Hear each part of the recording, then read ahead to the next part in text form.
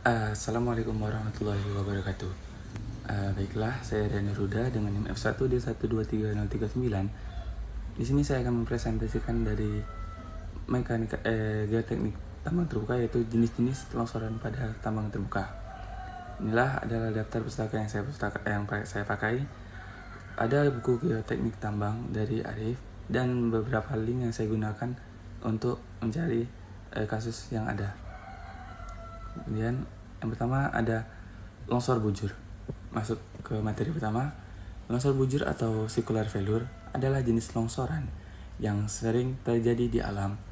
Longsoran ini banyak terjadi pada lereng tanah dan batuan lapuk atau sangat terkekarkan di lereng-lereng timbunan.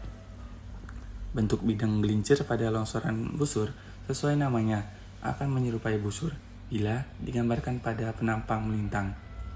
Di sini ada karakteristik dari longsoran busur.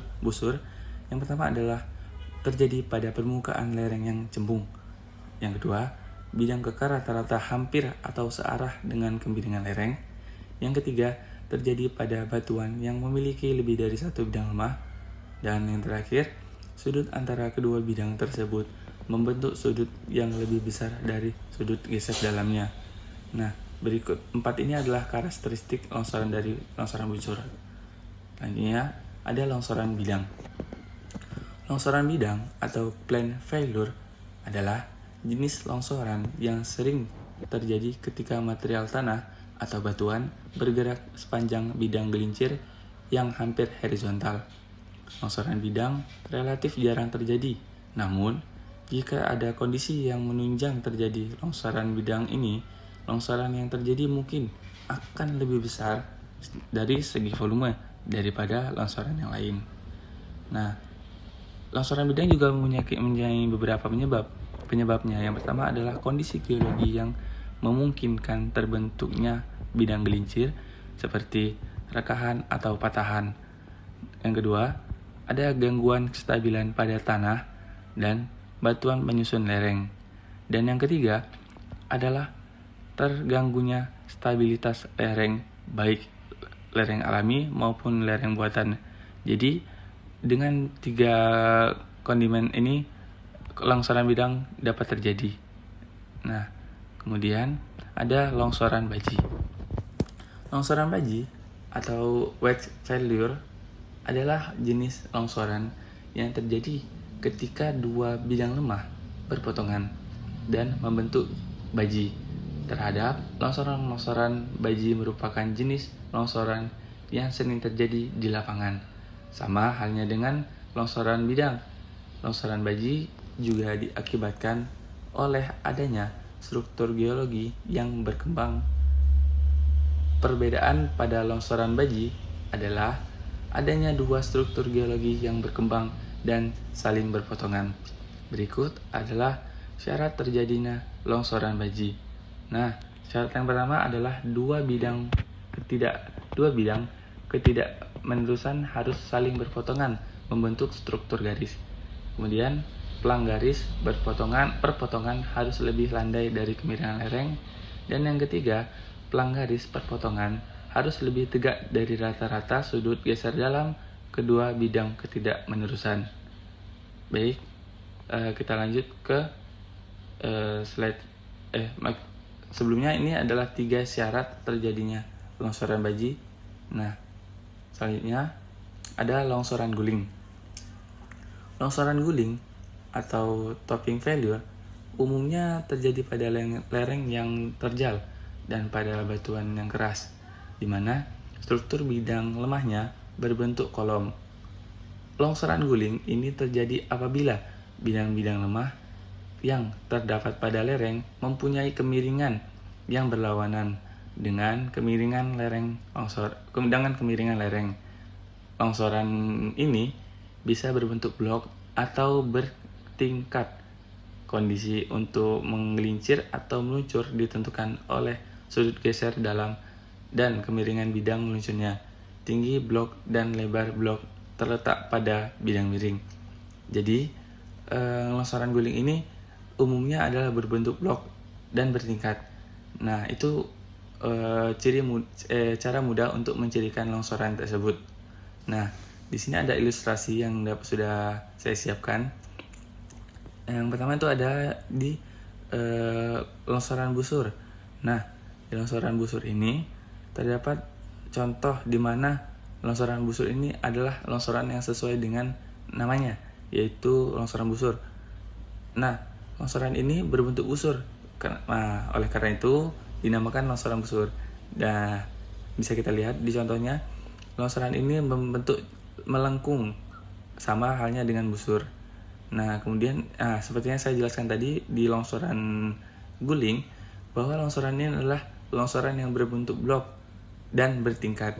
Nah, seperti contohnya ini, dia berbentuk blok dan juga dia bertingkat-tingkat. Nah, ini ada kayak seperti tingkat 1, 2, dan 3 gitu. Itu contoh dari dan ciri khas dari longsoran guling tadi. Nah, kemudian ada longsoran bidang. Nah, longsoran bidang ini kurang lebih sama, cuman dia berbentuk seperti bidang yang hampir horizontal. Kemudian ada contoh kasus yang sudah saya siapkan untuk beberapa longsoran yang saya paparkan.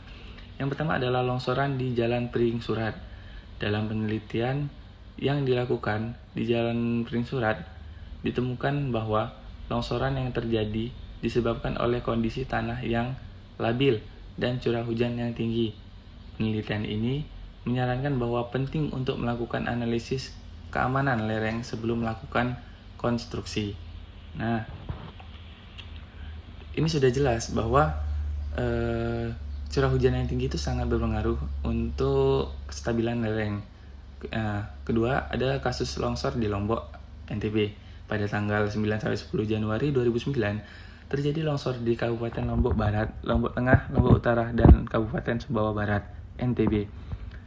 Longsor tersebut disebabkan oleh tingginya curah hujan yang menyebabkan bobot massa tanah bertambah sehingga terjadi gerakan tanah penghubung antar pemukiman terputus. Ada beberapa pembangkit listrik juga terputus karena longsoran ini. Nah, selanjutnya itu ada gempa di Cianjur. Kasus nyata longsor baji yang terjadi di Indonesia adalah longsor batu yang dipicu oleh gempa bumi di Cianjur pada 2 September 2009. Longsor ini merupakan bagian dari longsoran purba yang pernah terjadi sekitar 4 juta tahun yang lalu. Nah, menurut penelitian tim studi longsor jurusan geologi UGM, longsor ini disebabkan oleh kondisi tanah yang labil dan curah hujan yang tinggi. Kemudian ada longsoran guling di Bogor, Jawa Barat, terjadi pada tahun 2014. Kejadian ini menyebabkan 2 orang meninggal dan 4 orang lainnya terluka. Penyebab longsoran ini adalah kondisi tanah yang labil dan curah hujan yang tinggi. Nah, karena curah hujan itu sangat berpengaruh oleh kestabilan lereng, alangkah baiknya kita untuk menjaga apa yang ada di atas tanah tersebut seperti pepohonan, dan itu sangat berpengaruh untuk menjaga kestabilan lereng. Dan juga pentingnya kita untuk menjaga dan memperhatikan faktor keamanan. Nah, jadi jika kita berada di dekat tebing, alangkah baiknya kita tidak membuat pemukiman ataupun rumah di dekat situ. Nah, kemudian ada gambar-gambar yang dapat menguatkan berita-berita tersebut. Nah, ini juga terjadi seperti yang ada di kiri atas. Itu adalah gambar longsor yang terjadi di pinggir jalan. Nah, seperti itu adalah longsoran busur. Nah, seperti namanya, longsoran busur di sini adalah longsoran yang berbentuk busur. Nah, jadi longsoran ini mengikuti jadi longsoran busur.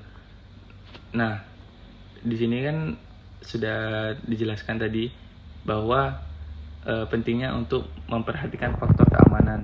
Nah, jika kita membuat konstruksi atau membangun sesuatu di samping tebing, alangkah baiknya kita memperhatikan berapa derajat lereng yang aman kira-kira untuk dapat dilakukan konstruksi di daerah tersebut. Itu harus sangat kita perhatikan karena faktor keamanan itu penting. Nah, kemudian nih ada juga yang di kanan bawah itu longsor itu karena hutan yang di atasnya pun itu sudah gundul dan itu tidak bisa untuk menopang tingkat kadar air yang ada dalam batuan dan tanah tersebut. Nah, mungkin cukup hanya sekian presentasi yang dapat saya paparkan. Maaf jika ada salah kata atau kalimat saya yang kurang berkenan. Saya akhiri, wassalamualaikum warahmatullahi wabarakatuh.